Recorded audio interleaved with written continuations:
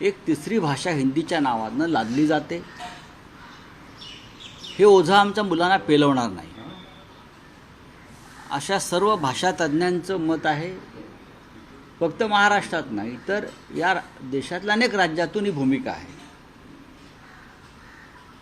फक्त हिंदीला विरोध आहे म्हणून आमची भूमिका नाही आहे। आमचा हिंदीला विरोध नाही आहे भाषा म्हणून, पण शालेय शिक्षणामध्ये अशा प्रकारे तुम्हाला महाराष्ट्रात जबरदस्ती करता येणार नाही। गुजरातला यातून वगळलेला आहे नेहमीप्रमाणे। ह्याच्यावर अनेक मराठी भाषिक संस्था एकत्र आल्या आणि त्या काम करत आहेत। खास करून मराठी भाषेच्या विकासासाठी काम करणाऱ्या संस्थांनी राज ठाकरे यांची भेट घेतली असेल, उद्धव ठाकरे यांना इथे भेटलेले आहे। सरकारसुद्धा आपापल्या पद्धतीनं ज्याला तुम्ही सादरीकरण म्हणता, प्रेझेंटेशन, आता ह्या सादरीकरणाचं नेपथ्यकार कोण आहेत नक्की पडद्यामागे, हा प्रश्न काल माननीय उद्धव ठाकरे साहेबांनी विचारला की याचे नेपथ्य कोणाचं आहे, या सादरीकरण जे करतायत सरकार,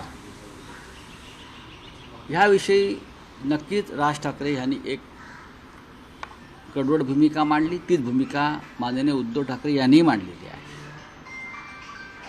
काल या कृती समितीचे हिंदी भाषा सक्तीची करण्यासंदर्भात करण्यासंदर्भात कृती समिती आहे, त्याचे प्रमुख दीपक पवार आहेत, मराठी भाषेतले टेकतज्ञ। त्यांनी त्यांच्या सहकाऱ्यांसह काल माननीय उद्धव ठाकरे यांची भेट घेतली, मातोश्रीवर चर्चा केल्यावर 7 तारखेला त्या कृती समितीनं सर्व मराठी प्रेमींना आणि मराठी भाषिकांना आंदोलनासाठी आमंत्रित केलं। राज्यभरातलं आंदोलन असेल किंवा मग मुंबईत एका ठिकाणी जमून मोर्चा काढण्याच्या संदर्भातली भूमिका त्यांची होती। मराठीचा विषय असल्यामुळे,